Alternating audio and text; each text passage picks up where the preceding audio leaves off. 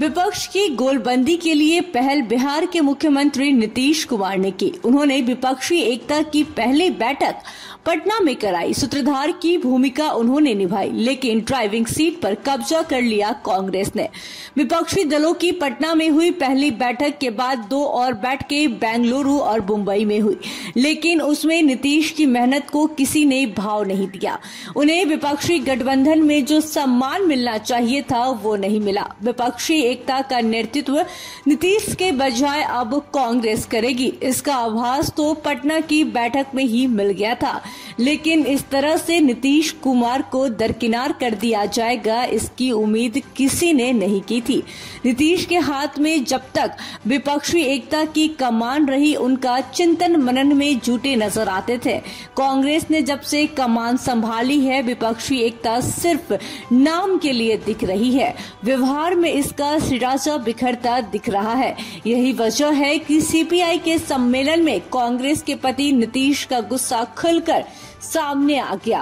भारतीय communist party Bhakpa के भाजपा हटाओ संविधान बचाओ कार्यक्रम में नीतीश कुमार शामिल हुए तो विपक्षी एकता की दिशा में ठप पड़े काम को लेकर उनके मन में भरे गुस्से का गुब्बार फूट गया।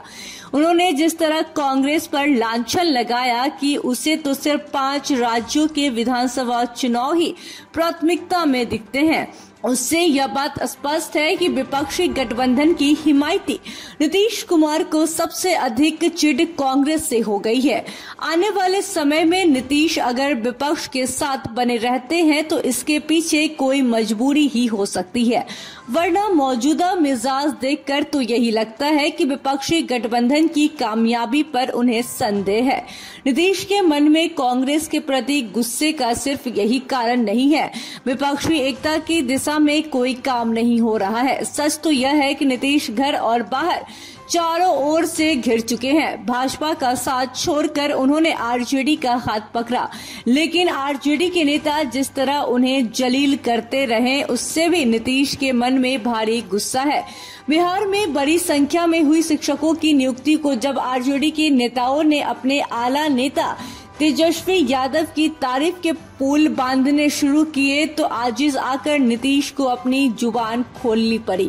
उन्होंने आरजेडी कोटे के 2 मंत्रियों को नसीहत तक दे डाली कि ये उपलब्धि किसी व्यक्ति या एक दल की नहीं बल्कि सरकार की है, इसलिए गलत प्रचार न करें। महागठबंधन की सरकार के मुखिया बनने के बाद कांग्रेस से नीतीश की तानातनी पहले इतनी कभी नहीं दिखी। कांग्रेस ने बिहार के पहले सीएम श्री कृष्ण सिंह की जयंती मनाई और पटना में रहते हुए नीतीश कुमार उस कार्यक्रम में नहीं गए। कांग्रेस ने लालू प्रसाद यादव को बुलाया। विपक्षी एकता की कमान कांग्रेस ने अपने हाथ में ले ली, लेकिन सीट शेयरिंग का अभी तक फॉर्मूला नहीं बन पाया है।